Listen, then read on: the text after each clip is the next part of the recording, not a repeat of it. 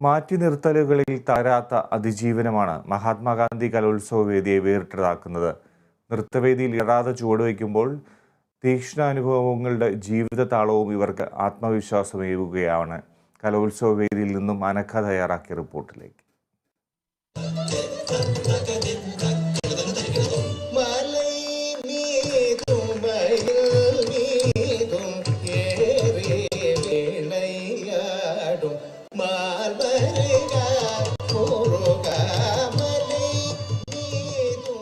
ഭരതനാട്യം, കുച്ചിപ്പുടി, കേരള നടനം അങ്ങനെ എല്ലാം വഴങ്ങും തൻവിക്ക്.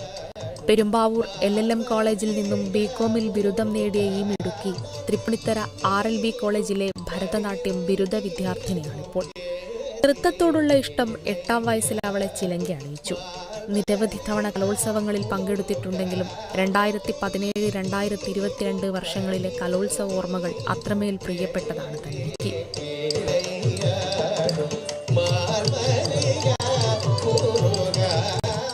2022 MG university കലോത്സവത്തിലെ ആദ്യ പ്രതിഭാ തിലക പുരസ്കാരവും തൻവിക്കായിരുന്നു.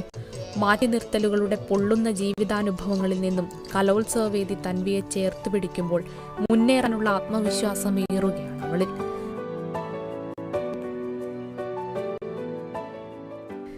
നൃത്തം പഠിച്ചാൽ പെൺകുട്ടിയായി മാറുമോ എന്ന വീട്ടുകാരുടെ ലിംഗവിവേചനത്തിന്റെ ചോദ്യത്തിൽ നിന്നാണ് എറണാകുളം വൈപ്പിൻ സ്വദേശിനിയായ റിതു മെഹർ പാട്ടിനെയും നൃത്തത്തെയും സ്നേഹിച്ചു തുടങ്ങിയത്.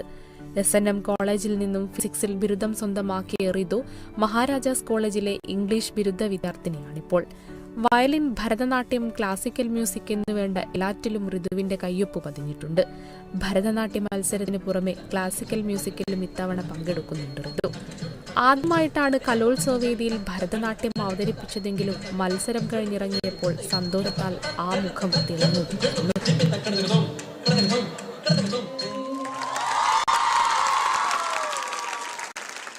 ഋതു എങ്ങനെ ഉണ്ടായിരുന്നു? എന്ത് തോന്നുന്നു ഋതുവിന്?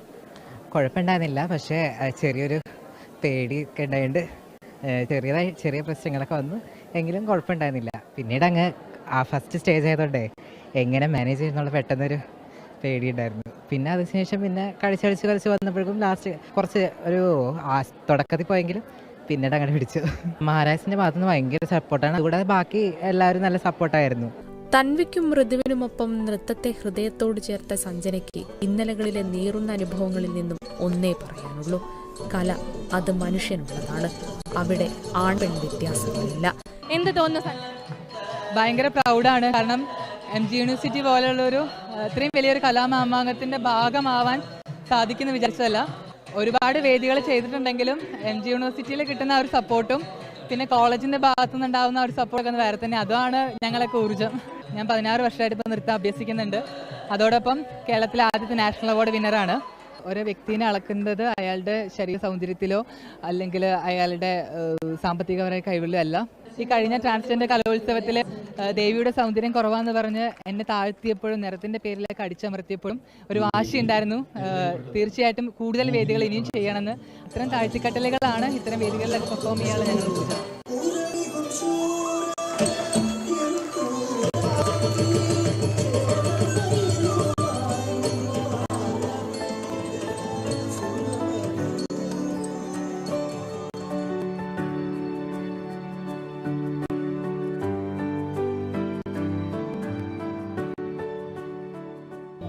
ഇവിടെ 1, 2, 3 സ്ഥാനങ്ങൾക്കല്ല പ്രസക്തി.